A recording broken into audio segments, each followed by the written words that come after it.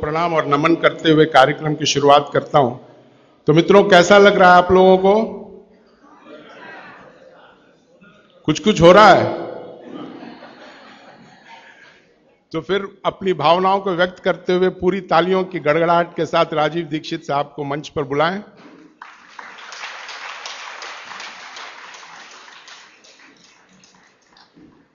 एक छोटी सी और एक गंभीर बात मैं आपको बताना चाहता हूं कि जब राजीव भाई का व्याख्यान समाप्त होता है और जब प्रश्न उत्तर का दौर चलता रहता है, उस वक्त भावनात्मक जुड़ाव और विषय वस्तु, विषय की गहनता जो है वो पराकाष्ठा पर होती है, बुलंदी पर होती है। और ऐसे में हमारे कुछ मित्र अनायास बेरहमी से उठकर जाने का प्रयास करते हैं, जो उस बुलंदियों को ठेस पहुंचाती है। तो ये हमारी गुजारिश है कि जब तक यह कार्यक्रम चले, जब तक राजीव भाई नीचे नहीं उतरे, आप लोग जाने की कृपा मत करें। हम लोग एक छात्र हैं, एक बहुत ही गूढ़ और एक गहन विषय को समझने आए हैं।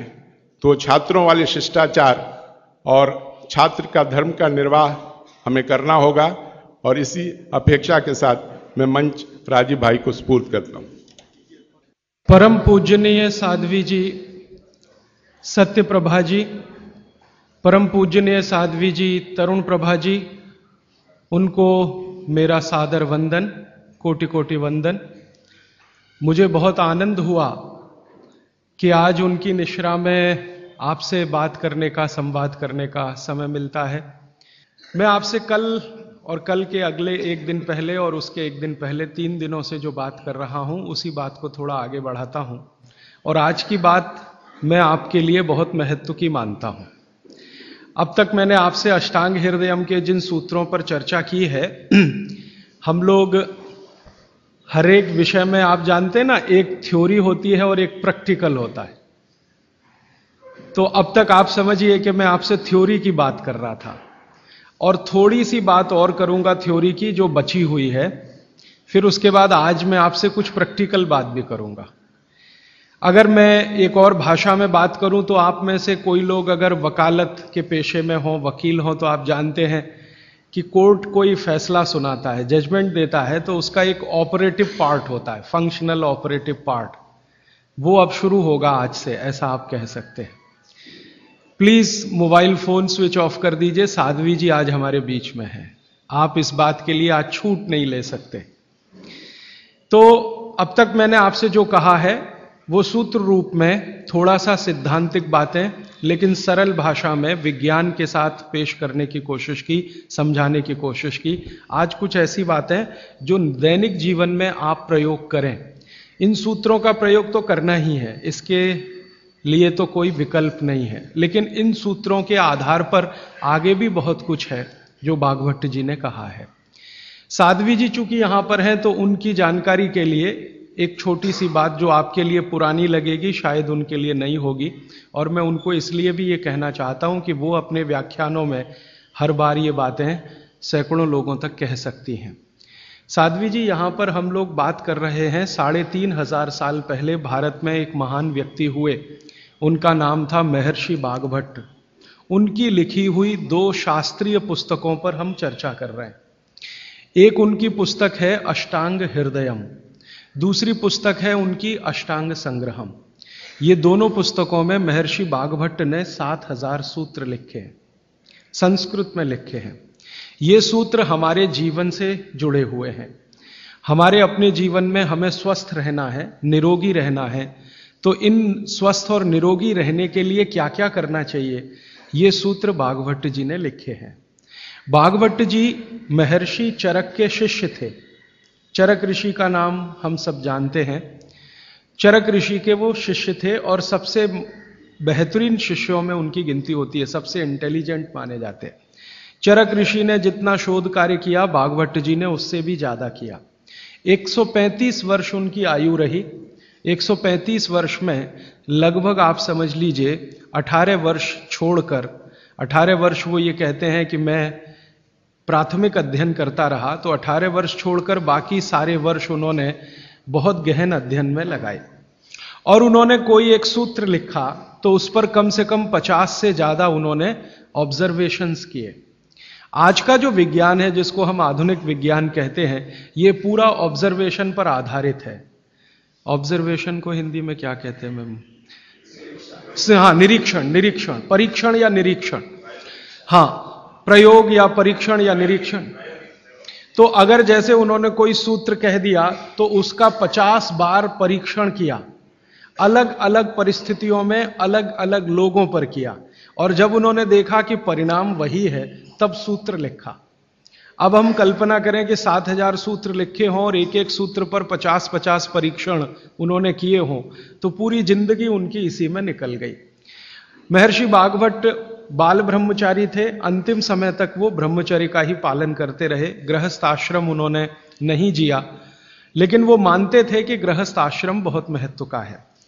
तो ऐसे महर्षि बागभट्ट के सूत्रों को मैं पिछले 6 साल से पढ़ता रहा, और भारत की आज की जो परिस्थिति है, मैं मानता था और आज भी मानता हूं कि उसमें ये बहुत अनुकूल है। आज हमारे भारत की परिस्थिति ऐसी है, 112 करोड़ लोग इस देश में रहते हैं, इनमें से करीब 75 से 80 करोड़ लोग बीमार हैं। सरकार कहती है कि सिर्फ 30 करोड़ लोग हैं स्वस्थ, बाकी सब हैं बीमार। अलग अलग बीमारियां हैं, वात की बीमारियां हैं, पित्त की हैं, कफ की हैं, और इन बीमारियों का इलाज करने के लिए भारत में कुल मिलाकर 23 लाख डॉक्टर हैं रजिस्टर्ड, जो MBBS, BAMS और BHMS तीनों पद्धति के हैं। 23 लाख रजिस्टर्ड डॉक्टर हैं। अगर अनरजिस्टर्ड डॉक्टर भी इसमें मिला दें तो सरकार कहती है लगभग अनरजिस्टर्ड डॉक्टर भी इतने ही हैं, 25 लाख के आसपास। तो कुल मिलाकर हम 50 लाख डॉक्टर मान लें, अनरजिस्टर्ड और रजिस्टर्ड, तो भी मरीजों की संख्या 70 से 80 करोड़ है। एक डॉक्टर एक दिन में अच्छे से अच्छे काम करे तो 30 से ज्यादा मरीज नहीं देख पाता। तो मैंने एक दिन हिसाब लगाया कि अगर 30 व्यक्ति एक डॉक्टर के सुपुर्द कर दिए जाएं तो 50 लाख डॉक्टर हैं, मुश्किल से 1.5 करोड़ लोगों का इलाज हो सकता है, और रोगी 75 से 80 करोड़ हैं। तो बागभट्ट जी एक सूत्र लिखकर चले गए, वो ये कहते हैं कि हर व्यक्ति अपनी चिकित्सा स्वयं कर सकता है, और इस बात को उन्होंने कहा कि 85% चिकित्सा बहुत आसान है जो कोई भी व्यक्ति स्वयं कर सकता है, 15% चिकित्सा थोड़ी मुश्किल है जिसमें आपको विशेषज्ञ की मदद की जरूरत पड़ती है। तो मैंने सोचा क्यों ना ये 85% चिकित्सा जो आसान है वो लोगों तक पहुंचाई जाए। इस दृष्टि से ये व्याख्यान श्रृंखला आयोजित की है। यहां पर श्रीमती प्रभा देवी जयप्रकाश जी के नाम से चलने वाला एक ट्रस्ट है, उसके मुख्य व्यक्ति मेरे साथ हैं श्री शुभाकांजी दास, और उनके पुत्र हैं प्रदीप भाई, और उनके सब सहयोगी निरंजन भाई और मेघाणी जी, इन सब ने मिलकर ये आयोजन किया। और मेरे जीवन का ये पहला व्याख्यान है जो मैं इस विषय पर दे रहा हूं। इसके पहले इस विषय पर मैंने कहीं बात ही नहीं की, क्योंकि अभी तक तो मैं अध्ययन ही करता रहा, और ये बात करने का ऐसा हो गया कि एक दिन मैं शोभाकांत जी के घर खाना खा रहा था, प्रदीप भाई के साथ बात हो गई कि क्यों ना इस विषय पे बात किया जाए, तो ऐसे ये तय हो गया अनायास। लेकिन मुझे लगा कि ये शायद सार्थक हुआ। कई लोगों ने मुझे कहा, और खासकर बाबूजी माने शोभाकांत जी ने मुझे कहा कि तुम पुराने भाषण देना बंद कर दो, वो जो पेप्सी कोका कोला वाले और विदेशी स्वदेशी वाले या WTO वाले ये ही कहो। शायद बहुत लोग ऐसा कहते हैं। अगर ऐसा सबका मन बना तो शायद इस विषय में मैं आगे भी और ज्यादा गहराई से रिसर्च करके बात करता रहूंगा। तो अब तक हमने 3 दिन की व्याख्यानमाला पूरी की है, आज चौथा दिन शुरू हो रहा है। तो कल तक के जितने सूत्र थे वो एक बार मैं आपको दोहरा दूं ताकि आपको याद हो जाए। कल का सबसे पहला महत्व का सूत्र मैंने बोला था कि आप खाना खाने के बाद पानी ना पिएं, पानी हमेशा 1.5 घंटे के बाद पिएं।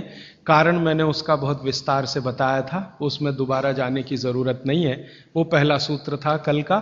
दूसरा सूत्र था कि पानी जब भी पिएं तो घूट घूट भर के पिएं, एक एक सिप लेकर पानी पिएं, जैसे आप गर्म दूध पीते हैं या गर्म चाय या गर्म कॉफी पीते हैं, और उसका कारण भी मैंने आपको समझा दिया था। तीसरा सूत्र है कि आप जब भी पानी पिएं तो ठंडा ना पिएं, कभी भी ठंडा पानी ना पिएं, हमेशा गुनगुना पानी पिएं। वैसे जैन दर्शन में इसी को पक्के पानी की कहा जाता है, इसको बात वो बिल्कुल वैज्ञानिक है। बागभट्ट जी भी उसका समर्थन करते हैं।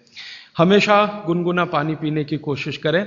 आप में से कई लोगों ने सवाल पूछे थे कि गर्मियों में भी क्या गुनगुना पानी पिए। भागवती जी की माने तो गर्मियों में भी गुनगुना पी सकते हैं, लेकिन कोई बहुत तकलीफ आए तो मिट्टी के बर्तन का पानी आप गर्मी के दिनों में 3-4 महीने पी सकते हैं।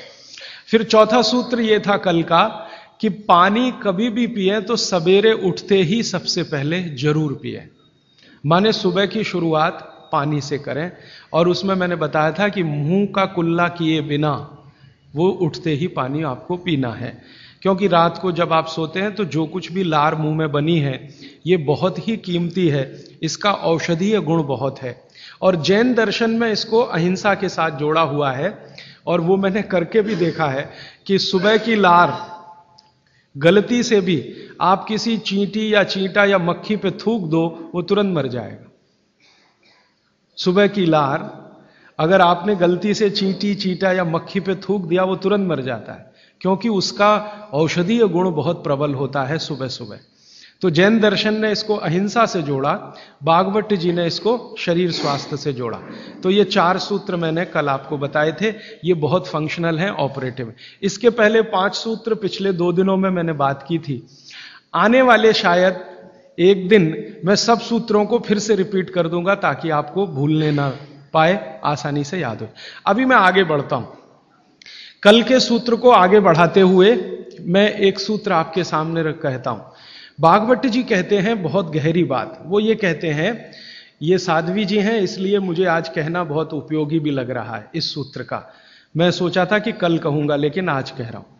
भागवत जी कहते हैं कि जब आप भोजन करें कभी भी, तो भोजन का समय थोड़ा निश्चित करें। भोजन का समय निश्चित करें, ऐसा नहीं कि कभी भी कुछ भी खा लिया। हमारा ये जो शरीर है ये कभी भी कुछ भी खा लेने के लिए नहीं है। इस शरीर में जठर है, मैंने आपसे कहा, उसमें अग्नि प्रदीप्त होती है।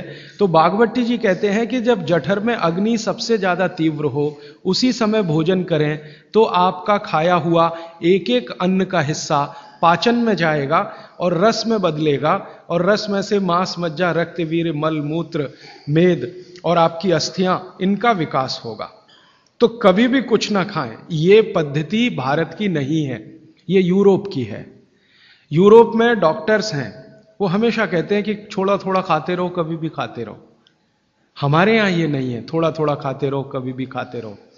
आपको दोनों का अंतर समझाना चाहता हूं। भागवत जी कहते हैं कि खाना खाने का समय निर्धारित करें, और समय निर्धारित होगा उससे जब आपके पेट में अग्नि की प्रबलता हो, जठर अग्नि की प्रबलता हो। भागवत जी ने इस पे बहुत रिसर्च किया, और वो कहते हैं कि 1.5-2 साल के रिसर्च के बाद उनको पता चला कि जठर अग्नि कौन से समय सबसे ज्यादा तीव्र होती है। जठर अग्नि कौन से समय सबसे ज्यादा तीव्र होती है?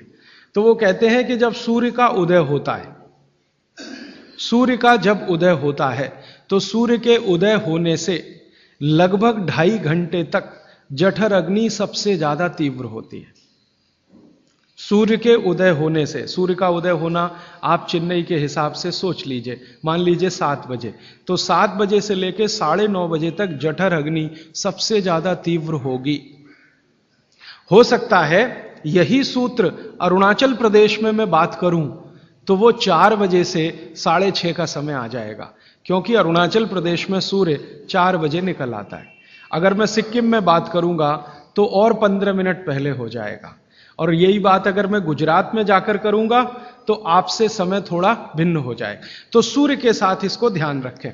तो सूर्य का उदय जैसे ही हुआ, उससे अगले 2.5 घंटे तक जठर अग्नि सबसे ज्यादा तीव्र होती है। तो भागवत जी कहते हैं कि इस समय सबसे ज्यादा भोजन करें, इस समय सबसे ज्यादा भोजन करें। वो तो एक जगह यहां तक कह देते हैं कि आप अगर संभव हो तो 9:30 बजे के अंदर ही लंच करें। 9:30 बजे के अंदर ही लंच करें, माने ब्रेकफास्ट गायब, नाश्ता छोड़ें, सीधे ही भोजन करें। यहां तक वो कहते हैं। वो ये कहते हैं कि सुबह 9:30 बजे तक अगर आपने भरपेट भोजन किया है तो इसमें से जो कुछ भी बनेगा वो एक एक बूंद, एक एक अन्न का टुकड़ा, एक एक दाने का टुकड़ा आपके शरीर के लिए उपयोगी होगा। क्यों? क्योंकि वो कहते हैं कि सुबह 7 बजे से, आपके हिसाब से मैं कह रहा हूं, 7 बजे से 9:30 जठर अग्नि बहुत तीव्र होती है। भागवत जी ने एक और रिसर्च किया था कि शरीर के जो अलग अलग अंग हैं, जैसे हृदय है हृदय, और जैसे जठर है जठर, जैसे किडनी है, जैसे लीवर है, इनके काम करने का अलग अलग समय है। जठर अग्नि के काम करने का सबसे अच्छा समय है 7 से 9:30, सूर्योदय से 2.5 घंटे तक। फिर इसी तरह से हृदय, हृदय के काम करने का समय है सबसे ज्यादा ब्रह्म मुहूर्त से 2.5 घंटे पहले। ब्रह्म मुहूर्त आप समझते हैं 4, 4:30, तो 2, सवा 2 बजे, 1:30 बजे से लेकर 4 बजे के बीच में हार्ट सबसे ज्यादा सक्रिय होता है, और सबसे ज्यादा हार्ट अटैक उसी समय में आते हैं। किसी भी डॉक्टर से पूछ के देख लीजिए, क्योंकि हृदय जब सबसे ज्यादा सक्रिय होगा तो हृदय घात भी उसी समय होगा। इसलिए 99% हार्ट अटैक अर्ली मॉर्निंग्स में ही होते हैं, क्योंकि हृदय के काम करने का उस समय सक्रियता सबसे ज्यादा है। इसी तरह हमारा लीवर है, इसी तरह किडनी है। इसकी पूरी एक सूची मैंने बनाई है, बाहर पुस्तकों में है, इसलिए विस्तार में मैं नहीं जाता। संकेत के लिए आपसे कह रहा हूं कि हर शरीर के अंग का काम करने का एक निश्चित समय है, प्रकृति ने तय किया है, उसको भगवान ने तय किया है। तो आपका जठर अग्नि है, ये सबसे अच्छा 7 से 9:30, तो आप भरपेट खाना खाइए, ठीक है। फिर आप बोलेंगे जी दोपहर को भूख लगी तो थोड़ा और खा लीजिए, लेकिन भागवत जी कहते हैं कि सुबह का खाना सबसे ज्यादा, अगर आज की भाषा में मैं कहूं तो आपका जो ब्रेकफास्ट है ना, वो हैवियर से हैवियर होना चाहिए, भारी से भारी ब्रेकफास्ट। जितना खाते हैं ज्यादा भी खा लीजिए, कोई फर्क नहीं पड़ता। सुबह के नाश्ते में भरपेट खाइए। फिर वो कहते हैं दोपहर का भोजन अगर आप कर रहे हैं तो इसको थोड़ा कम करिए नाश्ते से। दोपहर का भोजन नाश्ते से कुछ कम करिए, 1/3 कम कर दीजिए, और रात का भोजन दोपहर के भोजन का 1/3 कर दीजिए। अब सीधे से मैं कहता हूं, अगर आप सवेरे 6 रोटी खाते हैं तो दोपहर को 4 ले लीजिए और शाम को 2 ले लीजिए। अगर आपको आलू का पराठा खाना है या गोभी का पराठा खाना है, आपकी जीभ स्वाद के लिए मचल रही है, तो भागवत जी कहते हैं कि सब कुछ सवेरे खाओ। आलू का पराठा भी खाओ, गोभी का पराठा भी खाओ, मूली का पराठा खाओ, जो आपको खाना है। हालांकि जैन है तो आलू का पराठा तो निषिद्ध है, मूली का भी निषिद्ध है आपके लिए। फिर अगर जो जैन नहीं है उनके लिए आपको जो ज्यादा अच्छा लगता है खाने में, मैं आपको एक वाक्य में कहता हूं, जो चीज सबसे ज्यादा पसंद है वो सुबह खाओ। रसगुल्ला पसंद है तो सुबह खाओ, रबड़ी खानी है तो पसंद है तो सुबह खाओ, जलेबी खानी है तो सुबह खाओ, इमरती खानी है तो सुबह खाओ। जो भोजन आपको सबसे ज्यादा पसंद है वो सुबह खाओ, पेट भर के खाओ। वो ये कहते हैं कि इसमें छोड़ने की जरूरत नहीं है, पेट भर के खाओ तो पेट की संतुष्टि हुई, मन की भी संतुष्टि होती है। और भागवत जी कहते हैं कि भोजन में मन की संतुष्टि पेट की संतुष्टि से ज्यादा बड़ी है। मन हमारा जो है ना, ये खास तरह की वस्तुओं से या हार्मोन से या एंजाइम से संचालित है। मन को आज की भाषा में डॉक्टर्स लोग जो गिनते हैं ना, हालांकि वो है नहीं, लेकिन उन्होंने जो कहा है वो पीनियल ग्लैंड के बारे में है। ये जो पीनियल ग्लैंड है ना, इसमें से बहुत सारा रस निकलता है, जिनको हम हार्मोन्स कह सकते हैं, कुछ एंजाइम्स हैं। ये संतुष्टि के लिए सबसे आवश्यक ग्लैंड है पीनियल ग्लैंड। तो भोजन अगर आपको तृप्त करता है, भोजन में एक तो पेट भरना है और एक तृप्त होना, तृप्त करेगा तो पीनियल ग्लैंड आपकी सबसे ज्यादा सक्रिय है। तो जो भी रस और एंजाइम चाहिए शरीर को, नियमित रूप से समान अंतर पे निकलते रहते हैं। और जो भोजन से तृप्ति नहीं है तो गड़बड़ होती है पीनियल ग्लैंड, और पीनियल ग्लैंड की गड़बड़ी पूरे शरीर में पसर जाती है और आपको तरह तरह के रोगों का शिकार बना दे। अगर आप तृप्त भोजन नहीं कर पा रहे हैं तो निश्चित रूप से 10-12 साल के बाद आपको मानसिक क्लेश होगा और रोग होंगे। मानसिक रोग बहुत खराब है, आप सिजोफ्रेनिया के शिकार हो सकते हैं, डिप्रेशन के शिकार हो सकते हैं, आपको कई ऐसी गंभीर बीमारियां हो सकती हैं। भागवत जी कहते हैं कि आप भोजन करते हुए अगर संतुष्ट नहीं है तो 27 तरह की बीमारियों से ग्रसित हो सकते हैं। उनकी पूरी सूची है, वो पुस्तक में है। कभी भी भोजन करें तो पेट तो भरे ही, मन भी तृप्त हो। और मन के तृप्त और पेट के भरने का सबसे अच्छा समय सवेरे का ही है। अब मैंने ये भागवत जी के सूत्र को चारों तरफ देखना शुरू किया तो मुझे पता चला कि मनुष्य को छोड़कर जीव जगत का हर प्राणी इस सूत्र का पालन कर रहा है, मनुष्य को छोड़कर। क्योंकि मनुष्य को मैं मूर्ख मानता हूं, हालांकि मनुष्य अपने को होशियार समझता है, लेकिन मनुष्य से ज्यादा होशियार ये जीव जगत के प्राणी हैं। आप चिड़िया को देखो, चिड़िया, कितने भी तरह की चिड़िया, सवेरे सूरज उगते ही उसका खाना शुरू हो जाता है और भरपेट खाती है। 6 बजे के आसपास आप राजस्थान में निकल जाओ, गुजरात में निकल जाओ, सब चिड़िया अपने अपने काम पे लगी हुई है, खाना खाने में खूब जम के खाती है। और पेट भर गया, उसके 4 घंटे के बाद ही पानी पीती है, दोपहर को ही पानी पीती है। गाय को देखो, सुबह उठते ही सूरज जैसे ही निकलेगा गाय का खाना शुरू हो जाएगा, भैंस का खाना शुरू हो जाएगा, बकरी, बकरे, भेड़, गधा, घोड़ा सब सुबह उठते ही खाना खाना शुरू करेंगे और पेट भर के खाएंगे, छक के खाएंगे, फिर दोपहर को आराम करेंगे। तो ये सारे जानवर, सारे जीव जंतु, आप सांप को देखो, बिच्छू को देखो, कीड़ी को देखो, चींटी को देखो, चींटे को देखो, सब जानवर, सब जीव जंतु जो हमारी आंखों से दिखते हैं, जो नहीं भी दिखते हैं, ये सबका भोजन करने का समय सवेरे सूर्योदय का ही है। सूर्योदय के साथ ही ये सब भोजन करते हैं, इसलिए ये हमसे ज्यादा स्वस्थ रहते हैं। मैंने आपको कई बार ये कहा है, आप उसको हंस देते हैं, किसी भी चिड़िया को डायबिटीज नहीं होता, किसी भी बंदर को हार्ट अटैक नहीं आता। बंदर तो आपके नजदीक है ना शरीर रचना में, बस बंदर और आप में एक ही अंतर है कि उसको पूंछ है, आपको नहीं है, बाकी सब कुछ एक ही है। आपका हृदय बंदर का हृदय, आपका लीवर बंदर का लीवर, आपकी किडनी बंदर की किडनी, सब कुछ समान है। मां का गर्भाशय, बंदरिया का गर्भाशय, सब समान है, एक ही अंतर है, उसको पूछे, आपको नहीं है। तो ये बंदर को कभी भी डायबिटीज नहीं, आर्थराइटिस नहीं, कोई कुछ नहीं, कोई कुछ नहीं। मेरे एक बहुत अच्छे मित्र हैं डॉक्टर रविंद्रनाथ शानबाग, वो रहते हैं कर्नाटक में।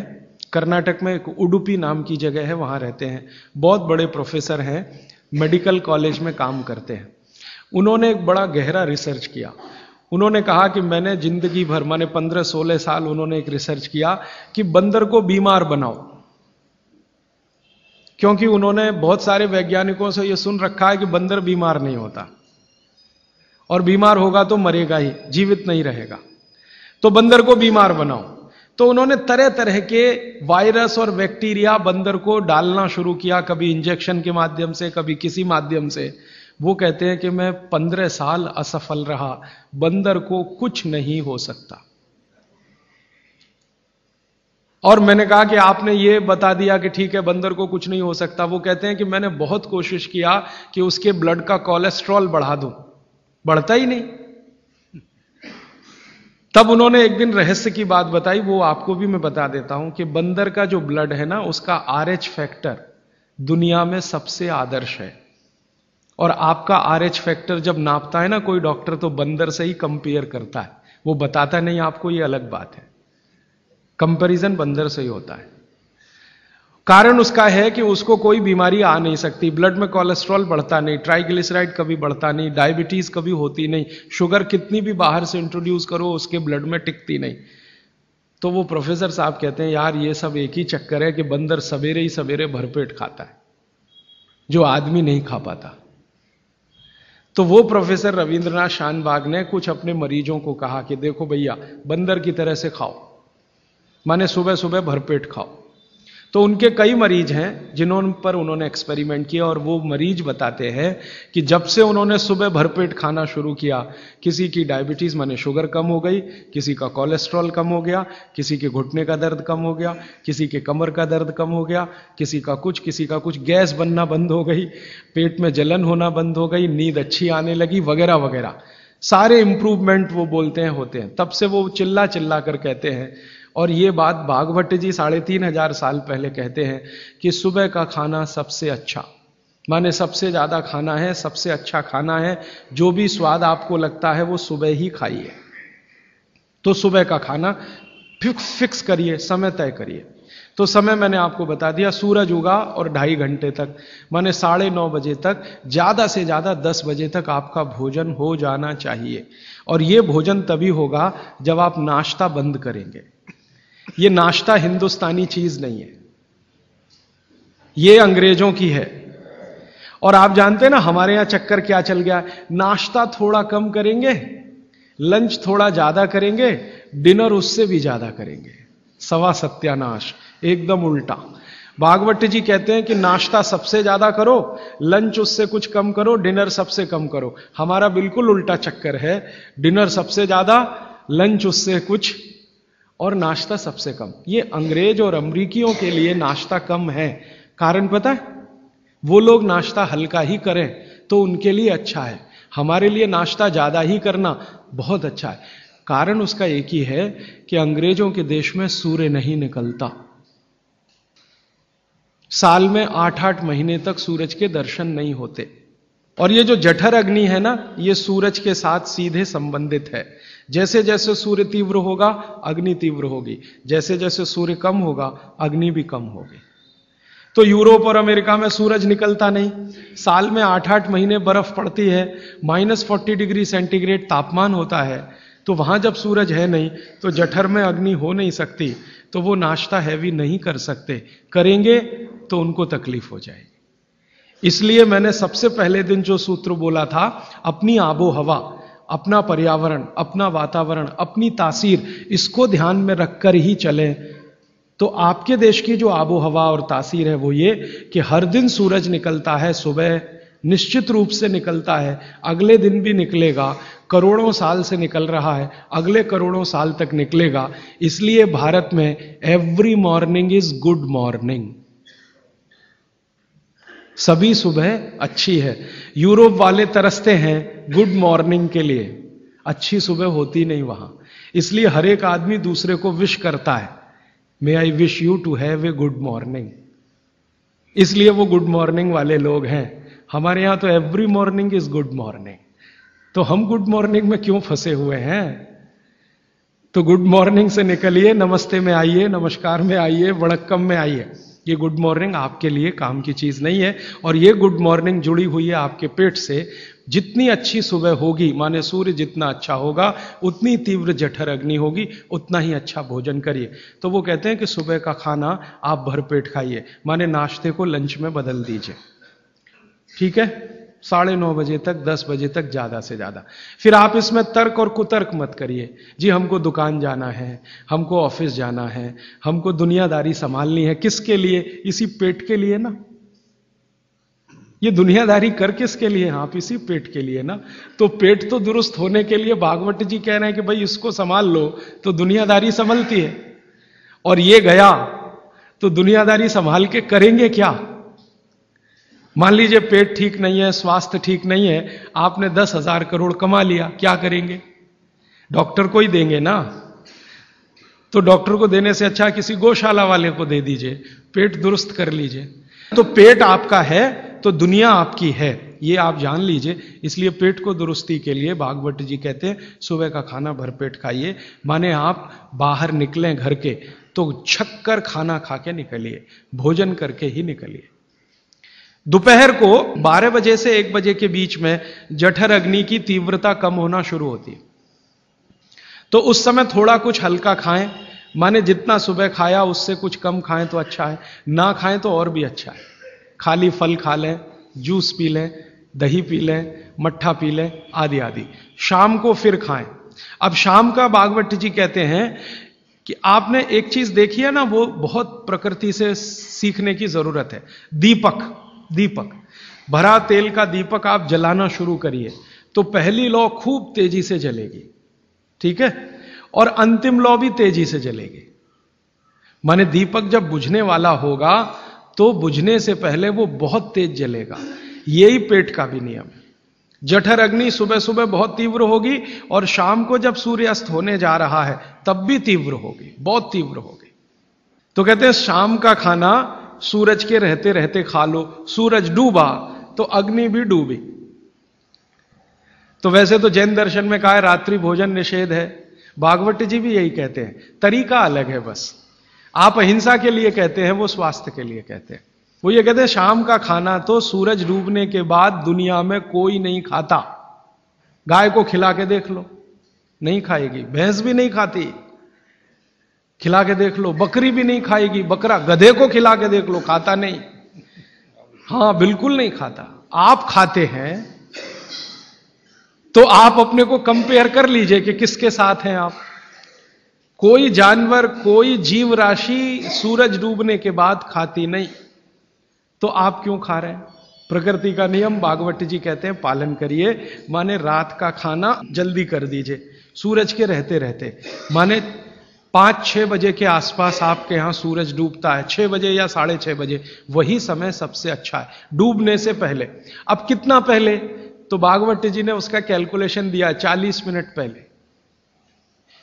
सूरज डूबने का समय पता कर लीजिए। चेन्नई में सूरज शाम को 7 बजे डूब रहा है तो 6:20 तक।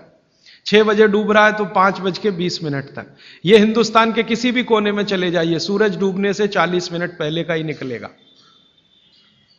तो 40 मिनट पहले शाम का खाना खा लीजिए और सुबह का तो सूरज निकलने के 2.5 घंटे तक कभी भी खा लीजिए। दोनों समय पेट भर के खा लीजिए। फिर कहेंगे जी रात को क्या?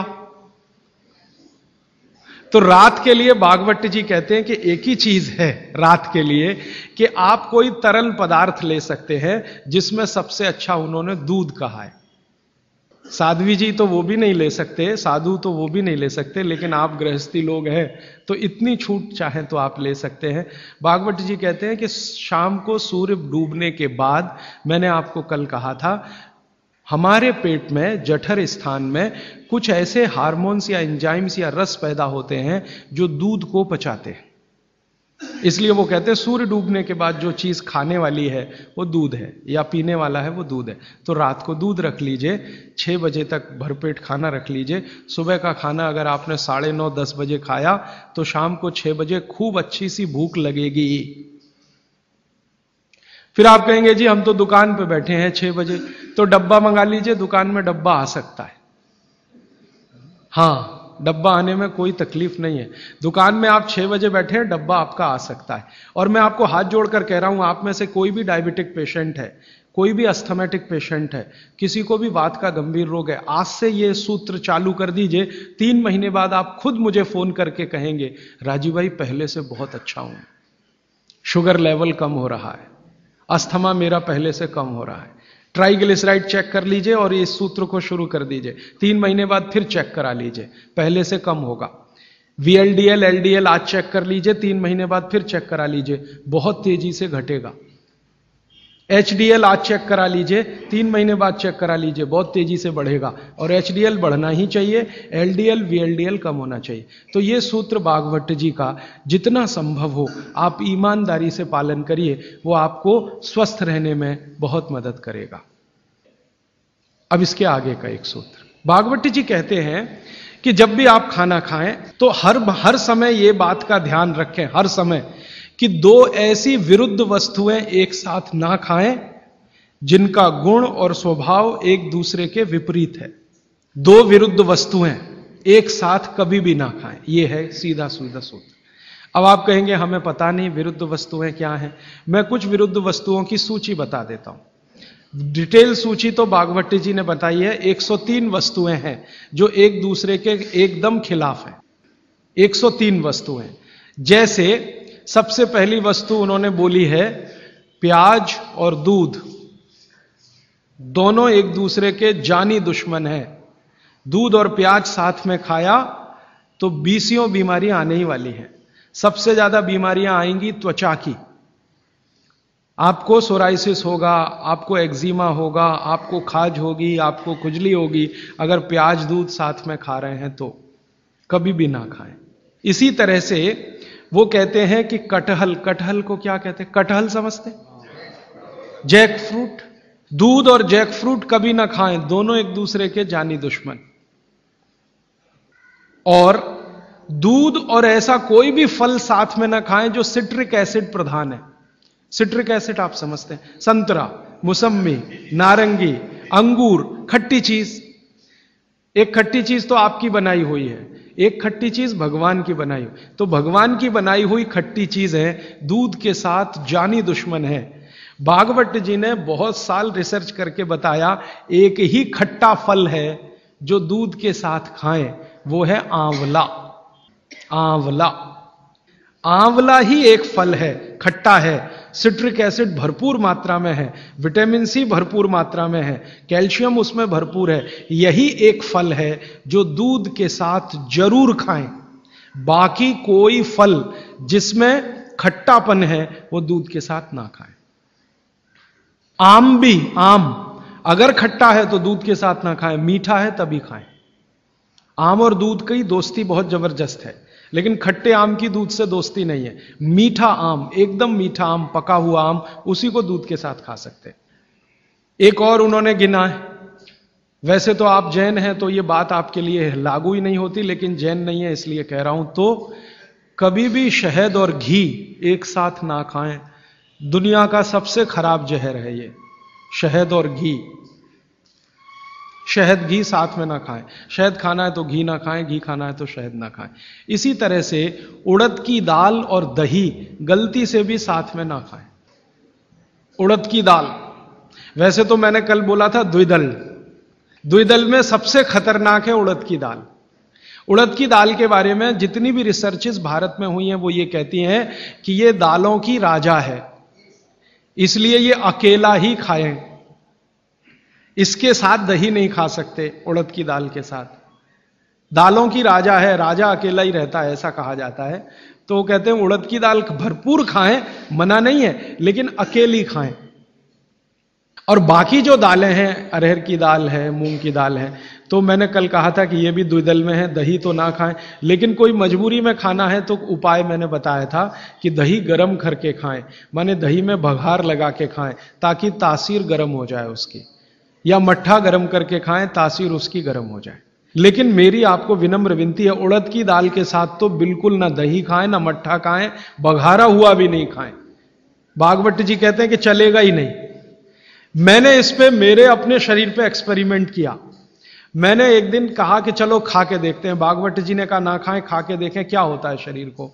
तो मैंने खाने से पहले मेरा ब्लड प्रेशर चेक किया, और उड़द की दाल खाने के बाद दही खाया और फिर ब्लड प्रेशर चेक किया, तो मेरा ब्लड प्रेशर 22 से 25% बढ़ा हुआ था।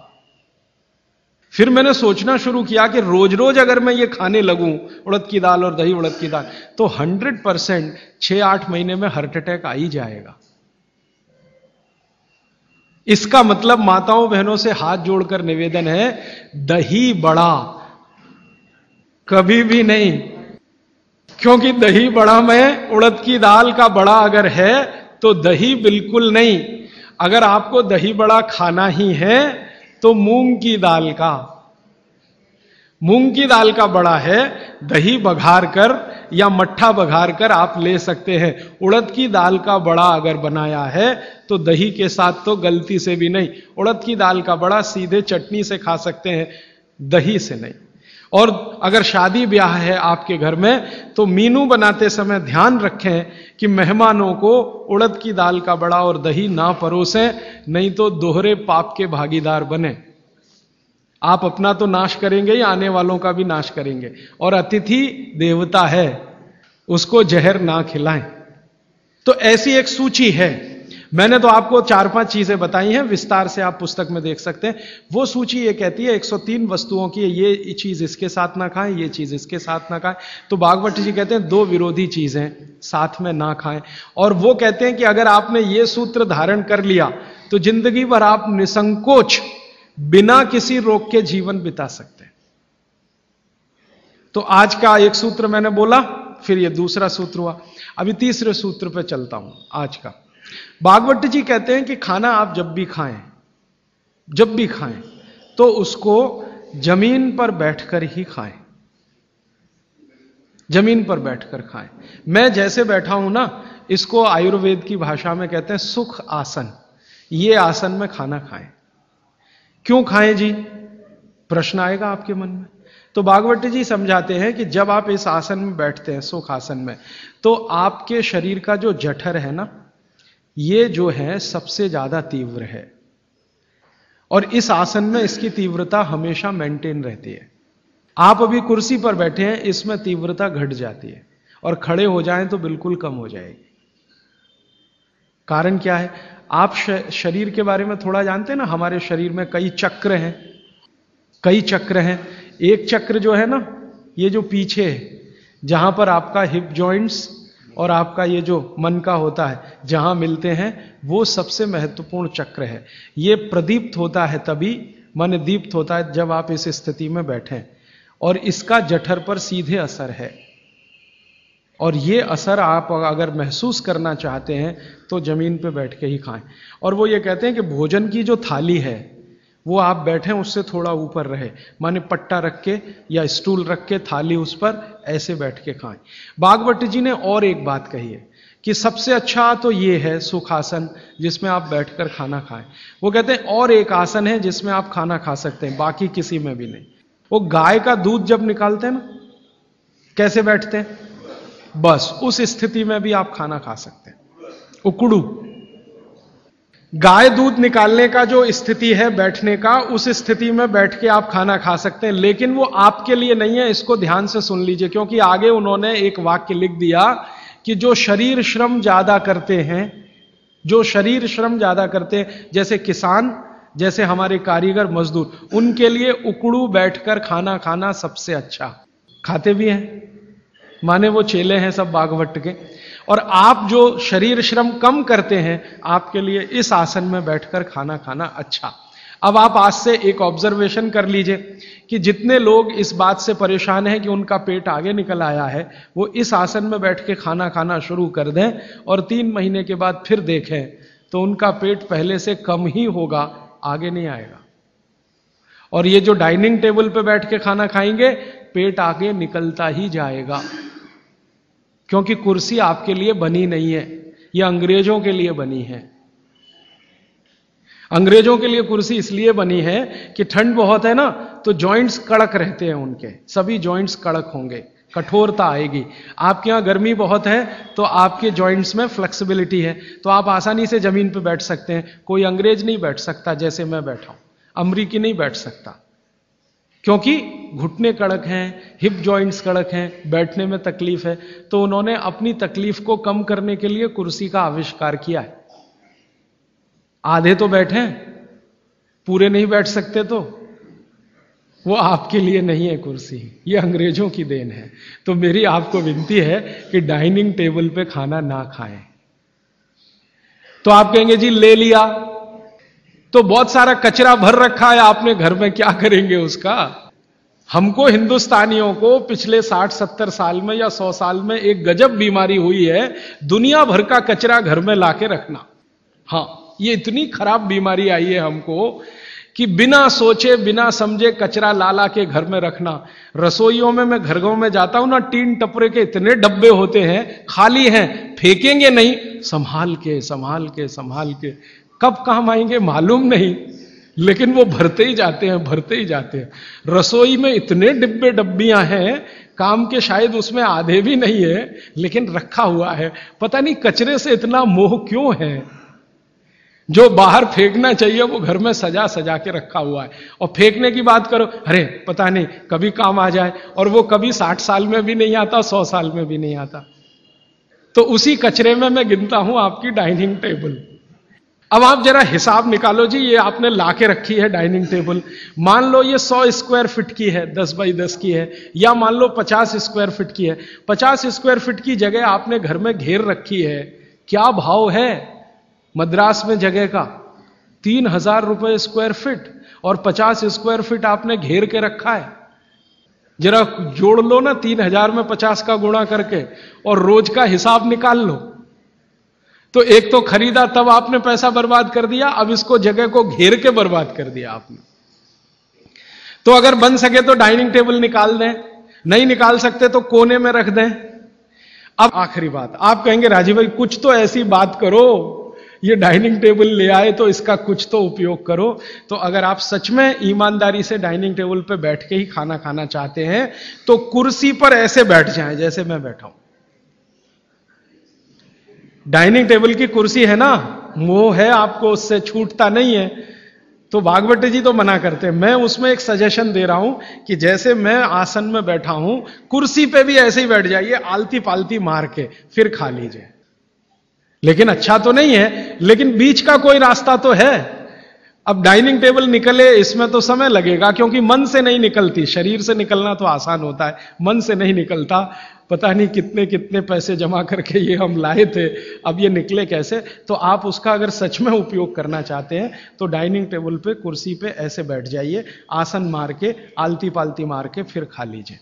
और नहीं है अगर डाइनिंग टेबल तो बहुत सुखी है, मत लाइए, मेरी तो विनती है, मत लाइए।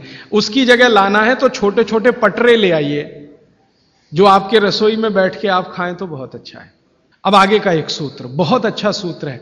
भागवत जी कहते हैं कि खाना जब दोपहर को खाएं और सुबह खाएं, सुबह और दोपहर, ये दो बात। वो ये कहते हैं कि दोपहर और सुबह का खाना खाएं। वैसे तो वो कहते हैं दोपहर का ना खाएं, दोपहर का खाना सवेरे खाएं।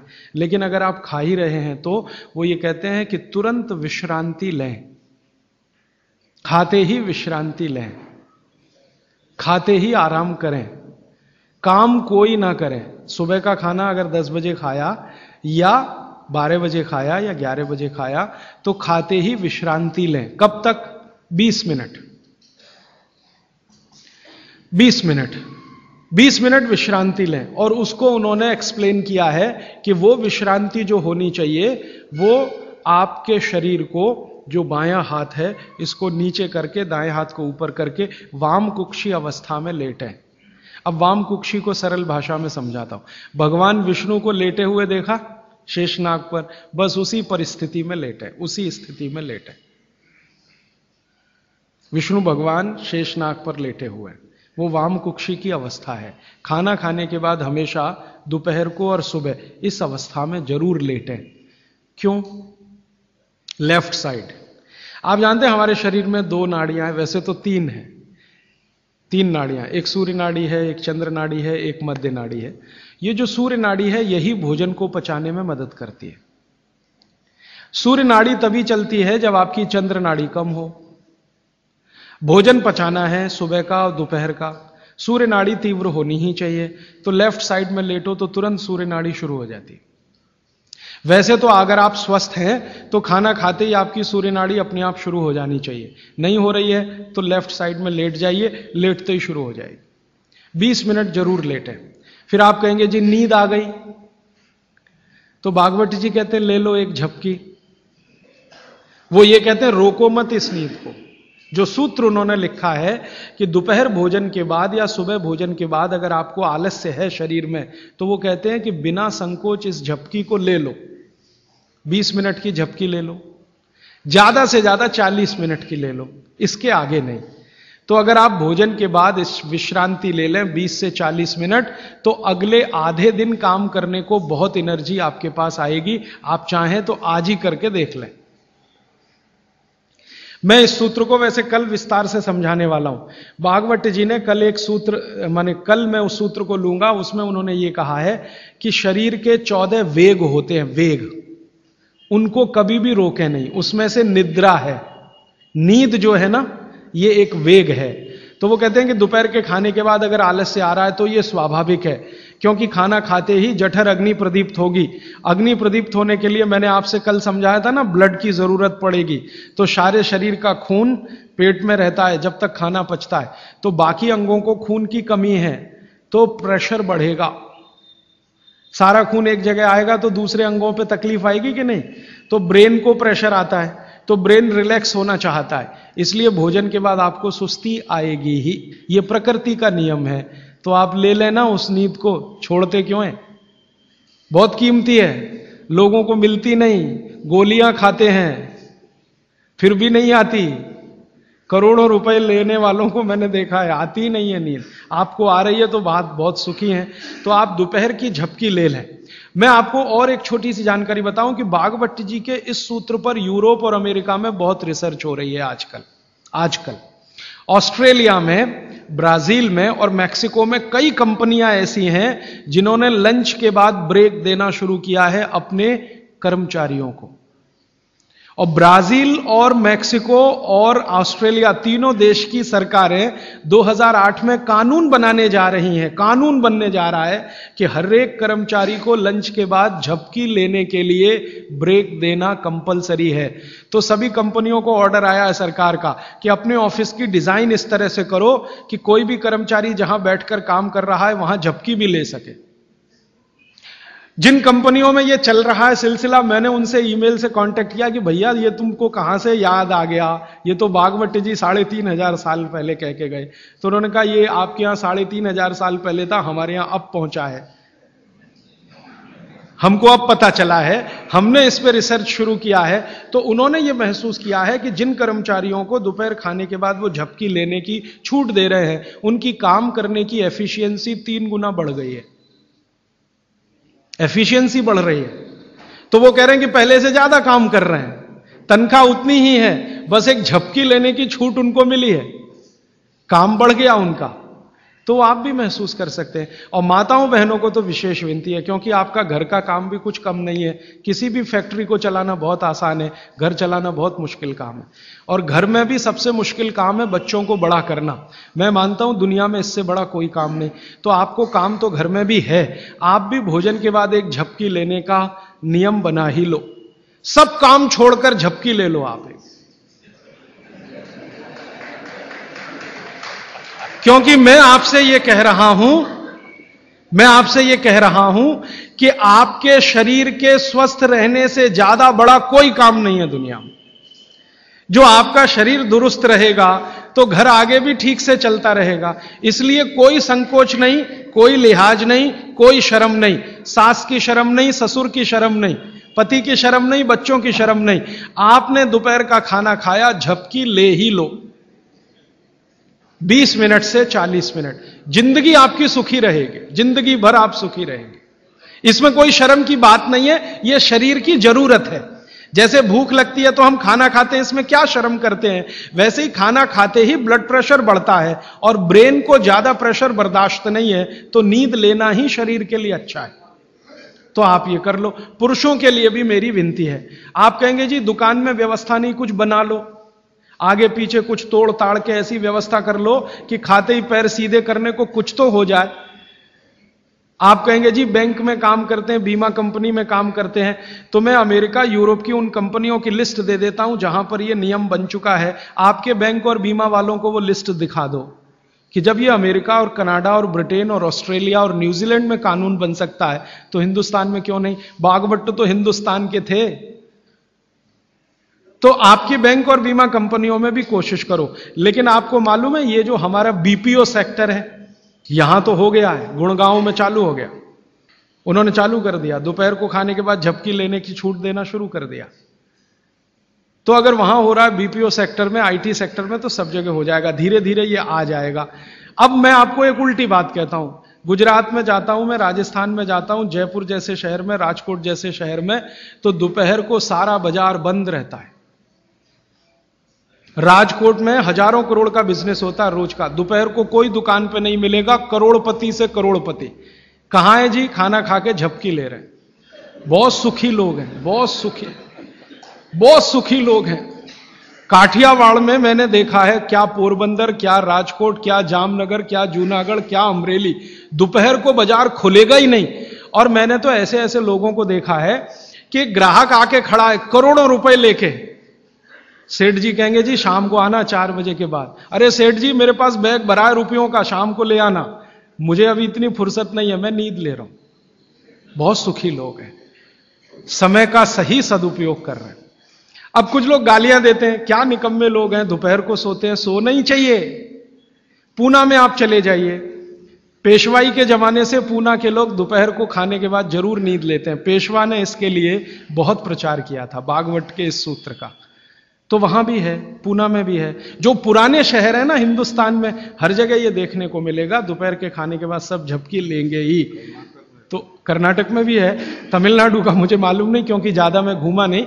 लेकिन आप ये ध्यान रखो कि ये जो नियम आप पालन करो तो ये प्रकृति के अनुकूल है, शरीर के अनुकूल है, इसलिए इसमें शर्म नहीं, झिझक नहीं। अच्छा, अब इसका उल्टा सूत्र है आगे का।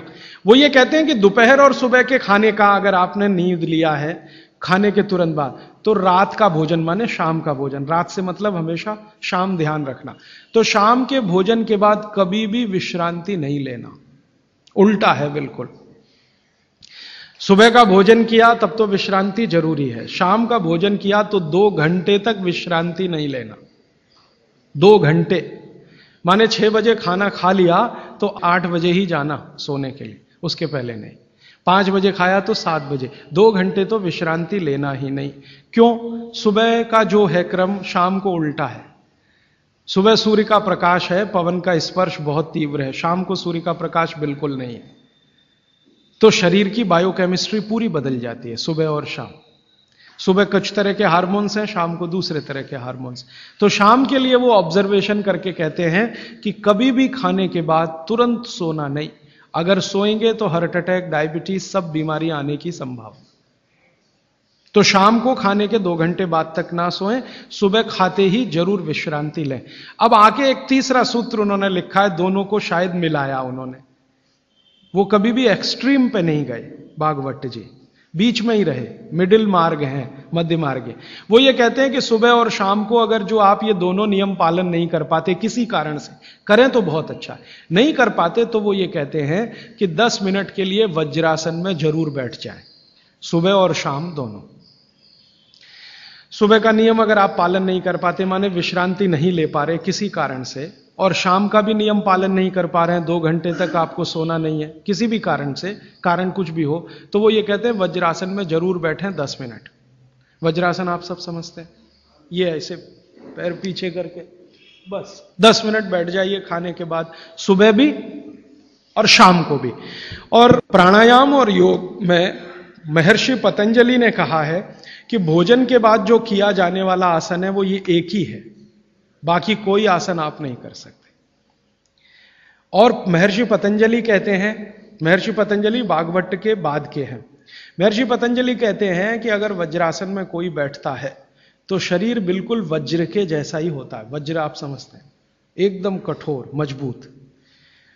अब मैंने हिंदुस्तान के कई लोगों को देखा, गांधी जी को तो मेरे आंखों से नहीं देखा, शोभाकांत जी ने देखा है। गांधी जी घंटों घंटों वज्रासन में बैठते थे, घंटों घंटों घंटों घंटों। और आप देखो एकदम पतला दुबला शरीर और अंग्रेजों की लाठी खाने को हमेशा तैयार। वो वज्रासन की कृपा है गांधी जी। गांधी जी कोई आसन नहीं करते थे, कोई प्राणायाम नहीं करते थे, सुबह घूमने जरूर जाते थे, लेकिन हमेशा ये वज्रासन में जब मौका मिला बैठ गए, जब मौका मिला बैठ गए। और घंटों घंटों 3-3 घंटे तो लोगों ने उनको देखा बिना हिले डुले वज्रासन में बैठ के चिट्ठी लिख रहे हैं, किताब पढ़ रहे हैं वगैरह वगैरह। तो 10 मिनट तो न्यूनतम करें ही, ज्यादा से ज्यादा अगर आप कर सकें, समय समय पे वज्रासन में बैठते रहें, तो शरीर की बहुत सारी क्रियाएं एकदम दुरुस्त रहती। ये 3 सूत्र हुए, और एक चौथा सूत्र बता देता हूं। हमारे भागवत ऋषि कहते हैं कि आप जब खाना खा रहे हैं तो खाना खाते समय आपका चित्त और मन दोनों शांत रहने चाहिए। चित्त और मन 2 अवस्थाएं चित्त की है, मन की है। मॉडर्न साइंस में ना चित्त है ना मन है, वो ब्रेन की बात करते हैं, माइंड की बात करते हैं। माइंड अलग है, मन अलग है, ब्रेन अलग है, चित्त अलग। तो वो कहते हैं चित्त और मन दोनों शांत रहें। तो चित्त और मन को शांत रखने का क्या उपाय है? तो शायद इसी के लिए हमारे देश में ये है कि भजन करें खाने के पहले, या ईश्वर की प्रार्थना करें खाने के पहले। अगर ईश्वर की प्रार्थना आप कर रहे हैं, कोई सूत्र बोल रहे हैं, तो निश्चित रूप से आपके मन और चित्त में शांति आएगी। तो खाने के पहले मन और चित्त को शांत करें, भजन के द्वारा या तो भगवान की प्रार्थना के द्वारा, कोई मंत्र के द्वारा, कोई सूत्र के द्वारा, जैसे आप करना चाहें वो करें। और एक सूत्र बहुत महत्व का, वैसे तो मैं परसों कहने वाला हूं, लेकिन आज मैं कह रहा हूं इसलिए क्योंकि वो इससे जुड़ा हुआ है। भागवत जी एक जगह लिख रहे हैं सूत्र में कि जब भी आप विश्रांति लें, सुबह या शाम, माने रात को सोएं या दिन में सोएं, तो हमेशा दिशाओं का ध्यान रख के सोएं। अब यहां पे वास्तु घुस गया, वास्तुशास्त्र, वास्तु भी विज्ञान है। तो वो कहते हैं कि इसका जरूर ध्यान रखें। क्या ध्यान रखें? तो वो कहें हमेशा आपको विश्रांति लेते समय सिर सूर्य की दिशा में रहे, सूर्य की दिशा माने पूर्व की दिशा, और पांव पश्चिम में रहे। और वो कहते हैं कि अगर कोई बहुत मजबूरी आ जाए, कोई भी मजबूरी के कारण आप पूर्व में सिर नहीं कर सके, तो दक्षिण में जरूर कर ले, साउथ में। तो या तो ईस्ट और या साउथ। जब भी आराम करें, लेटें, तो सिर हमेशा पूर्व में ही रहे, पांव हमेशा पश्चिम में रहे। और कोई मजबूरी हो तो दूसरी दिशा है दक्षिण, दक्षिण में सिर रखें, उत्तर में पांव। आगे के सूत्र में भागवत जी कहते हैं कि उत्तर में सिर करके कभी भी ना सोएं, उत्तर, नॉर्थ। फिर आगे के सूत्र में लिखते हैं कि उत्तर की दिशा मृत्यु की दिशा है, सोने के लिए। उत्तर की दिशा दूसरे कई कामों में बहुत अच्छी है, पढ़ना है, लिखना है, अभ्यास करना है, तो उत्तर में मुंह रख के करें। लेकिन सोने के लिए उत्तर बिल्कुल निषिद्ध है। अब भागवत जी ने लिख दिया, मैंने देखना शुरू किया, जब से ये पढ़ा तो मैं गांव में भी बहुत जाता हूं, तो कई बार गांव में मैंने ऐसी स्थिति देखी है, किसी का मृत्यु हुई तो मुझे अंतिम संस्कार में जाना पड़ा, तो मैं देखता हूं कि वहां पंडित जी खड़े हो गए अंतिम संस्कार के सूत्र बोलना। तो पहला ही सूत्र वो बोलते हैं संस्कृत में, हर गांव में पंडित जी, मृत का शरीर उत्तर में करो, माने सिर उत्तर में करो। पहला ही मंत्र है, पहला ही मंत्र बोलेंगे, मृत व्यक्ति का सिर उत्तर में करो। और हमारे देश में आर्य समाज के एक संस्थापक रहे स्वामी दयानंद सरस्वती, उन्होंने भारत में जो संस्कार होते हैं ना, जन्म का संस्कार है, गर्भाधान संस्कार है, मृत्यु भी एक संस्कार है, तो उन्होंने एक पुस्तक लिखी है संस्कार विधि। उसमें पहला ही सूत्र है मृत्यु के लिए, तो उसमें वो कह रहे हैं कि सबसे पहले मृत व्यक्ति का सिर उत्तर में करो, उसके बाद विधि शुरू करो। अब ये तो हुआ भागवत जी का, दयानंद जी का वगैरह। अब मैं विज्ञान जोड़ रहा हूं इसमें, ये मेरा अपना एक्सप्लेनेशन है। क्यों? आज का जो हमारा दिमाग है ना, ये क्यों के बिना मानता नहीं। हाँ, क्यों ऐसा करें? कारण उसका बिल्कुल साफ है। आधुनिक विज्ञान ये कहता है कि आपका जो शरीर है और आपकी जो पृथ्वी है, इन दोनों के बीच में कोई बल काम करता है, पृथ्वी और शरीर के बीच में। इसको हम कहते हैं गुरुत्व आकर्षण बल, ग्रेविटेशनल फोर्स। अब ये कैसे काम करता है? पृथ्वी के बारे में आप जानते हैं, पृथ्वी का उत्तर, पृथ्वी का दक्षिण, ये दोनों सबसे ज्यादा तीव्र हैं गुरुत्व आकर्षण के लिए। पृथ्वी का उत्तर, पृथ्वी का दक्षिण एक चुंबक की तरह से काम करता है गुरुत्वाकर्षण के लिए। आपका जो शरीर है, इसका ये है उत्तर, सिर जो है ना शरीर का उत्तर है और पांव दक्षिण है। तो सिर का उत्तर और पृथ्वी का उत्तर, आप अगर पृथ्वी में उत्तर की दिशा में सिर करके सो गए, भागवत जी कहते नहीं सोना, मान लो सो गए, तो आपका सिर का उत्तर और पृथ्वी का उत्तर, उत्तर उत्तर दोनों साथ में आए तो फोर्स ऑफ रिपल्शन काम करता है। विज्ञान ये कहता है फोर्स ऑफ रिपल्शन माने प्रतिकर्षण बल लगेगा। तो आप ऐसे ऐसे समझो इसको कि ये उत्तर है और आपने उत्तर में सिर किया, तो उधर से एक प्रतिकर्षण बल आपके शरीर पर काम करेगा। तो ये प्रतिकर्षण बल जब शरीर पर काम करेगा, धक्का देने वाला बल, तो आपके शरीर में संकुचन आएगा, कॉन्ट्रैक्शन। और शरीर में अगर संकुचन आया तो ब्लड प्रेशर पूरी तरह से कंट्रोल के बाहर जाएगा, क्योंकि ब्लड को भी प्रेशर आएगा। क्योंकि शरीर को प्रेशर आया ना, तो शरीर में खून है, खून को भी प्रेशर आएगा। और अगर खून को प्रेशर है तो नींद आएगी ही नहीं, मन में हमेशा धड़पड़ चलती रहेगी, हृदय की गति हमेशा तीव्र रहेगी। तो उत्तर की दिशा पृथ्वी की है, जो नॉर्थ पोल कहलाती है। हमारे शरीर का उत्तर ये है सिर। अगर ये दोनों एक ही दिशा में हो, फोर्स ऑफ रिपल्शन काम करेगा, प्रतिकर्षण बल लगेगा, शरीर में संकुचन आएगा, नींद आएगी ही नहीं। अब इसका उल्टा कर लो, आपका सिर दक्षिण में कर दो, ठीक है? पृथ्वी का दक्षिण में आपका सिर कर दो, तो आपका सिर तो नॉर्थ हुआ और पृथ्वी का दक्षिण हुआ, साउथ हुआ। तो आपका नॉर्थ माने उत्तर और पृथ्वी का दक्षिण, ये दोनों एक दिशा में है, तो फोर्स ऑफ अट्रैक्शन काम करेगा, एक बल आपको खींचेगा। और अगर आपके शरीर पर खिंचाव पड़ेगा, मान लीजिए आप लेटे हैं और ये पृथ्वी का दक्षिण है और इधर आपका सिर है, तो आपको खींचेगा अगर कोई तो शरीर थोड़ा सा बड़ा होगा। जैसे रबर खींचती है ना, इलास्टिसिटी, ऐसे ही शरीर में थोड़ा सा बढ़ाव आएगा। जैसे ही शरीर थोड़ा सा बढ़ा तो बॉडी में रिलैक्सेशन आ गया। आप अंगड़ाई लेते हैं ना, एकदम शरीर को तान देते हैं, फिर क्या लगता है? बहुत अच्छा लगता है, क्योंकि शरीर को ताना तो उसके बाद शरीर में थोड़ा बढ़ाव आया, आप बहुत रिलैक्स फील करेंगे। तो इसलिए भागवत जी ने कहा कि दक्षिण में सिर करेंगे तो शरीर पर फोर्स ऑफ अट्रैक्शन है, उत्तर में सिर करेंगे तो फोर्स ऑफ रिपल्शन है। फोर्स ऑफ रिपल्शन में शरीर पर दबाव पड़ता है, फोर्स ऑफ अट्रैक्शन में खिंचाव पड़ता है। खिंचाव और दबाव एक दूसरे के विपरीत हैं। दबाव से शरीर में संकुचन आएगा तो खिंचाव से शरीर में थोड़ा सा फैलाव आएगा। तो फैलाव है तो आप सुखी नींद लेंगे और उस पर दबाव है तो नींद नहीं है। इसलिए उन्होंने बहुत बेहतरीन विश्लेषण दिया है। यह विश्लेषण मैं मानता हूं जिंदगी के सारे मानसिक रोगों को खत्म करने का अकेला है सूत्र। नींद अच्छी अगर ले रहे हैं आप तो समझ लीजिए दुनिया में बहुत सारी चीजें आपके शरीर से बाहर। भोजन अच्छा है, नींद अच्छी है, और क्या चाहिए?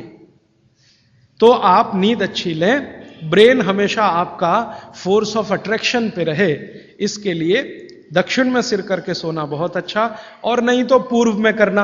अब पूर्व क्या है? पूर्व के बारे में पृथ्वी पर रिसर्च करने वाले सब वैज्ञानिकों का कहना है कि पूर्व न्यूट्रल है।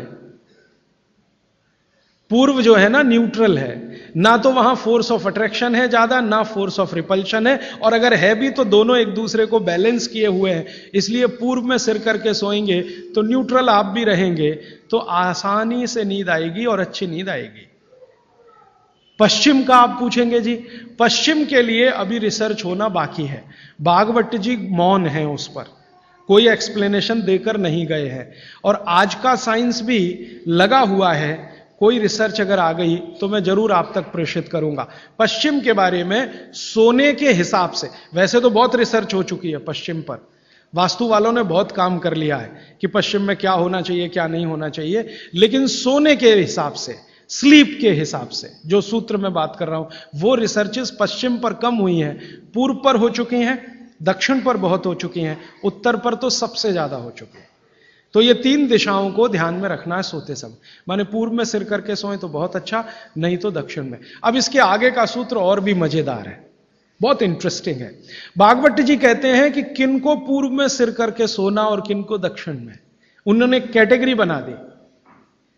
तो वो कहते हैं जो साधु हैं, जो सन्यासी हैं, जो ब्रह्मचर्य का पालन कर रहे हैं, जो गृहस्थ जीवन नहीं जी रहे हैं, जो दुनिया की मोह माया से दूर हैं, इन सबको पूर्व में ही सिर करना हमेशा। और जो दुनिया चला रहे हैं, घर चला रहे हैं, गृहस्थी चला रहे हैं, परिवार चला रहे हैं, पत्नी के साथ रह रहे हैं, बच्चों के साथ, उनको दक्षिण में ही सिर करना। अब यहां बिल्कुल क्लियर हो गया, अब कोई कंफ्यूजन नहीं रहना चाहिए।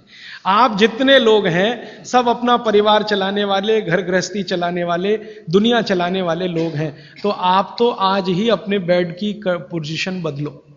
दक्षिण में सबके सिर होने चाहिए बेड के। और मेरे जैसे लोग जो शादी नहीं करते, ब्रह्मचारी हैं वगैरह वगैरह, इनको पूर्व में ही सोना।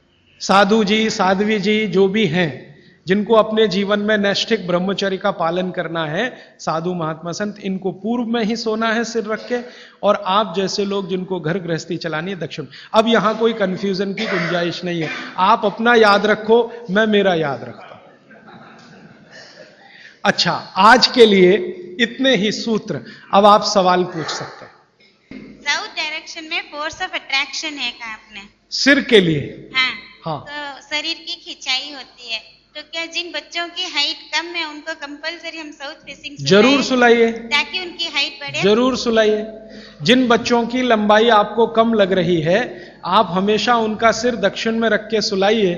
थोड़े 3-4 साल के बाद आपको खुद महसूस हो जाएगा, हाइट बढ़ने का, लंबाई बढ़ती हुई दिखाई देगी। राजीव भाई, कल आपने बताया था सुबह उठते ही पानी पीना चाहिए।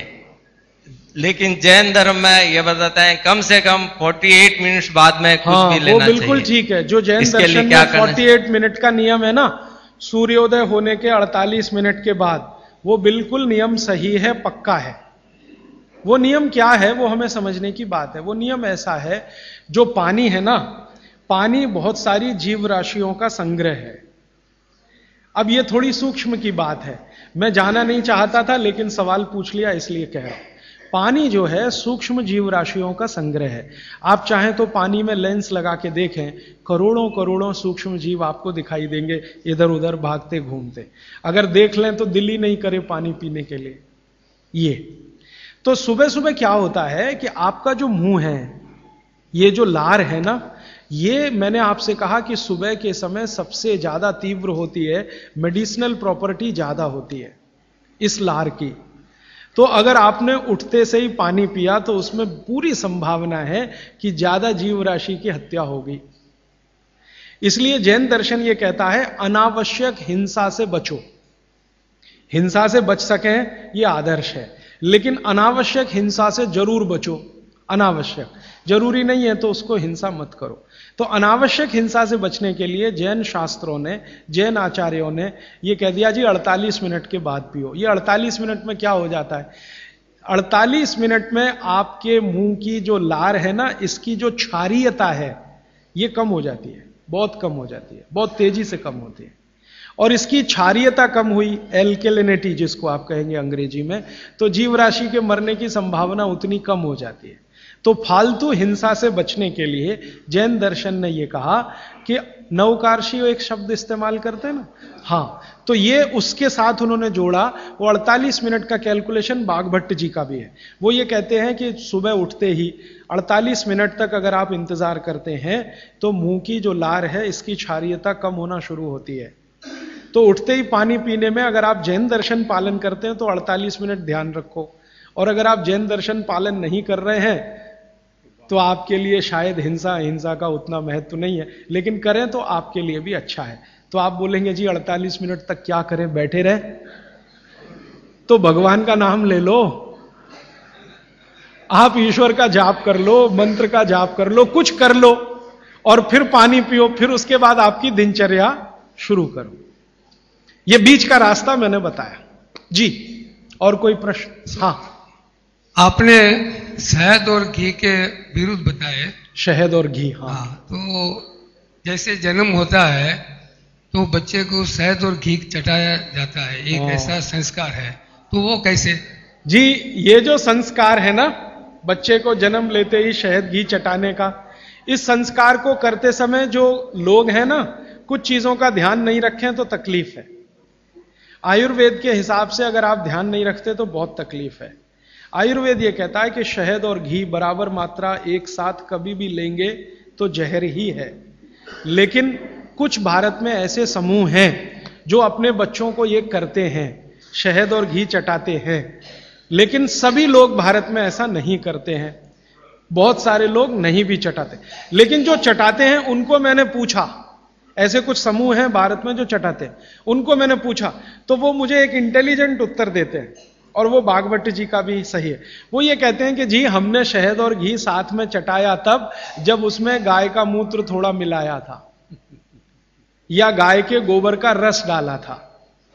अब ये जो गाय का गोबर और गोमूत्र की जैसी बात आती है तो तुरंत मेरे ख्याल में आता, पंचगव्य बनाते हैं ना, पंचामृत या पंचगव्य, तो उसमें शहद और घी भी होता है, लेकिन गोमूत्र के साथ या गोबर के रस के साथ। फिर हम लोगों ने थोड़ा काम किया कि ये गोमूत्र अगर मिला दिया शहद और घी में तो क्या इसकी विषकारकता कम हो गई? तो बाद में कल या नहीं तो परसों मैं इस पे विस्तार से आने वाला हूं कि गाय के मूत्र को मिलाते ही शहद और घी एक दूसरे के साथ मिलने को तैयार है, माने उनकी दुश्मनी कम है। माने गाय के मूत्र में एक केमिकल है जिसका नाम है सल्फर। यह सल्फर दुनिया का अकेला केमिकल है जो दो विष के बीच में डालो तो दोनों को न्यूट्रल करता है, लेकिन खुद का प्रभाव बढ़ाता है, तो सल्फर बढ़ता है। तो कुछ लोगों को मैंने पूछा जो ये कर रहे हैं, तो वो कहते हैं हम बच्चे को शहद और घी चटाते हैं लेकिन थोड़ा गोमूत्र देकर, माने थोड़ा गोमूत्र 1 बूंद या आधा बूंद मिलाकर। तो शायद उनके लिए वो अनुकूल पड़ता हो। लेकिन आप ये ना करें, ये मेरी विनती है। आप इसको, बच्चे को अगर चटाना है तो खाली घी चटा दें, अगर चटाना है तो खाली शहद चटा दें, शहद और घी मिलाकर ना चटाएं। एक ही कंडीशन है कि जब बच्चे को कोई ऐसा गंभीर रोग ना हो, अगर मान लो कोई बहुत गंभीर रोग है जिसमें विष ही देना है, मान लीजिए कई रोग ऐसे हैं जिसमें विष दवा का काम करता है, ऐसे कई रोग हैं जिसमें विष दवा का काम करता है, उस कंडीशन में जरूर बच्चे को दिया जा सकता है।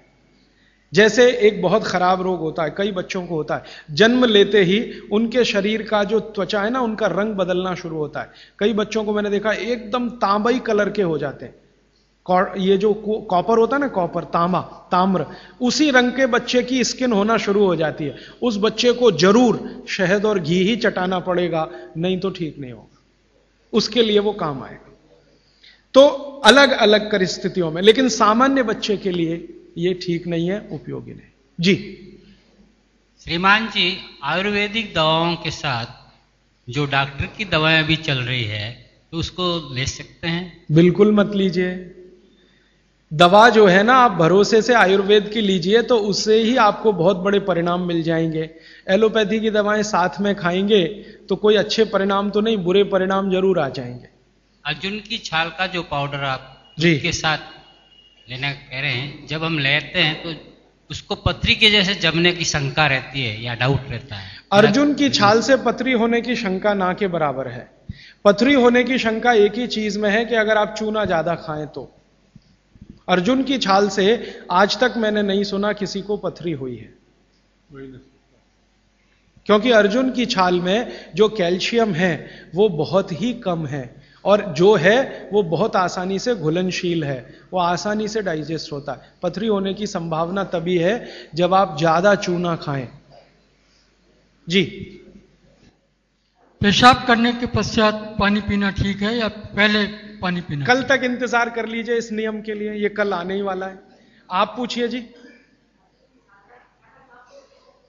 क्या जी? काढ़ा? काढ़ा शाम को भी पी सकते हैं, लेकिन सुबह सबसे अच्छा। शाम को चाहे तो पी सकते हैं, लेकिन सुबह सबसे अच्छा। शाम को पिएंगे तो नुकसान तो कुछ नहीं है, लेकिन फायदा भी बहुत नहीं आएगा। फायदा सबसे ज्यादा काढ़े का लेना है तो सुबह का ही। जी जी हाँ जी, इनको चाय पीने की आदत है सुबह उठते ही, बहुत लोगों को होगी। इसका नुकसान बताएं। देखिए, मैं एक ही मिनट में आपको बताना चाहता हूं कि चाय जो आप बनाते हैं उसमें चाय से ज्यादा नुकसान है चीनी। ये जो शुगर है ना, चीनी, इसका चाय के साथ कोई मेल नहीं है। अगर आप चाय पी रहे हैं, वैसे तो मत पिए, क्योंकि आपकी तासीर के अनुकूल नहीं है। चाय के जो केमिकल है ना, भारत के लिए उपयोगी नहीं है, भारत में रहने वाले लोगों के लिए। यूरोप और अमेरिका के लिए बहुत अच्छी है यही चाय, हमारे लिए वो जहर है। कॉफी तो और भी ज्यादा, गर्म देशों में चाय कॉफी अच्छी नहीं है। फिर भी अगर आप पी रहे हैं, आप मानते हैं कि खराब है, लेकिन क्या करें, आदत से मजबूर है, तो मैं एक तरीका बता देता हूं। वो तरीका ये है कि चीनी की जगह गुड़ की चाय पी लीजिए। क्यों पी लीजिए वो समझिए। गुड़ जो है ना क्षारीय है, और चीनी है ना अम्लीय है। चीनी जब डिसिंटीग्रेट होती है तो उसके जो अंतिम परिणाम है वो एक एसिड के रूप में ही है, और गुड़ जब डिसिंटीग्रेट होता है तो उसका अंतिम परिणाम है वो क्षार के रूप में है। आपके पेट में अम्ल वैसे ही बहुत है, और सुबह सुबह तो ज्यादा ही होता है, और उस समय अम्ल वाली चाय और पिएं जो चीनी मिलाई हुई है, तो ये एसिडिटी ही बढ़ाएगी आपकी। तो बेहतर है कि आप चाय पिएं तो गुड़ वाली पिएं। अब गुड़ वाली चाय जब पिएंगे तो दूध नहीं डाल सकते उसमें, क्योंकि दूध फट जाएगा गुड़ से, क्योंकि दूध और गुड़ की दोस्ती नहीं है। तो फिर बिना दूध की चाय पिएं। तो आप काली चाय पिएं, गुड़ डाल के पिएं।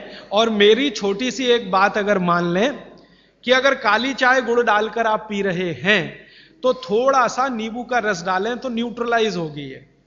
नींबू का रस एसिडिक है, गुड़ जो है ना क्षारीय है, तो गुड़ मिलाई हुई चाय को अगर न्यूट्रल करना है तो थोड़ा नींबू डालकर नींबू की चाय पिए।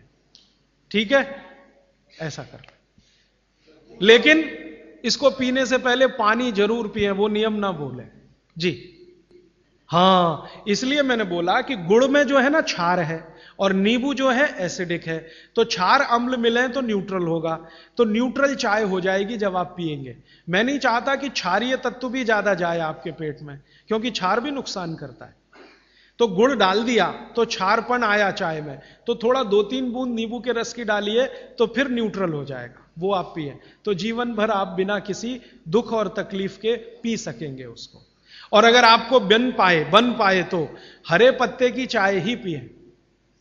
ये जो चाय आती है ना बाजार में टी डस्ट, ये आप में से किसी के लिए भी अच्छी नहीं है। आपको अगर हरे पत्ते वाली चाय मिल रही है तो वो कम से कम इतना जरूर फायदा है कि वो एंटीऑक्सीडेंटल प्रॉपर्टी वाली है, क्योंकि हरे पत्ते को सीधे निकालकर सुखाकर आप बना रहे हैं, तो वो इससे बेहतर है जो चूरे वाली चाय आप पी रहे हैं, थोड़ी बेहतर है जी। कई देशों में हमने देखा है कि भोजन लेते समय वज्रासन में बैठ के भोजन लेते हैं। तो ईस्टर्न कंट्रीज में करते हैं, इंडोनेशिया में, मलेशिया में, थोड़ा सा मंगोलिया में जाएं तो वहां भी करते हैं। वज्रासन में बैठकर वो लोग भोजन कर सकते हैं, आपके लिए उतना अनुकूल नहीं है, क्योंकि आपको भोजन के बाद वज्रासन करना अनुकूल है। भोजन करते समय आपके लिए सुखासन या उकड़ू बैठकर आसन वही अनुकूल है। अब ये क्यों है, एक दिन रुक जाइए, परसों मैं एक्सप्लेन करने ही वाला हूं। और मैंने ये भी नोटिस किया है कि यहाँ के लोग भोजन लेने के बाद शहद लेना वाजिब समझते हैं, इसलिए क्योंकि डाइजेशन में हेल्प करता है। लीजिए ना, मैंने मना नहीं किया, लेकिन जैन दर्शन का पालन अगर आप कर रहे हैं तो मत लीजिए, और अगर आप जैन दर्शन में पालन नहीं कर रहे हैं अपने जीवन को तो आप शहद लेने के लिए स्वतंत्र हैं। जैन दर्शन में है तो मैं स्ट्रिक्टली बोलूंगा ना करें, क्योंकि उसमें हिंसा और अहिंसा की बात आएगी। शहद जो है ना जीव राशियों का समूह है, और बड़ी मक्खी के शहद में ज्यादा जीव राशियां। पानी कितना लेना चाहिए ये सबके लिए अलग अलग है, तो इसका सूत्र बता देता हूं। हर व्यक्ति को कितना पानी पीना चाहिए, आप अपना वजन करिए। वजन अगर 60 किलो वजन है तो 10 से भाग दीजिए इसमें, तो 6 आएगा, और 2 घटा दीजिए, तो आप 24 घंटे में 4 लीटर पानी पी सकते हैं। अगर 70 किलो वजन है तो 10 से भाग दीजिए, 7 आएगा, 2 घटा दीजिए, तो 5 लीटर पूरे 24 घंटे में पानी पी सकते हैं। किसी का वजन 40 किलो है, 10 से भाग दीजिए, 4 आएगा, 2 घटा दीजिए, 2 लीटर पानी पूरे दिन में पी सकते। हर व्यक्ति अपने वजन के हिसाब से पानी तय कर ले, जितना वजन 10 का भाग और 2 घटाना।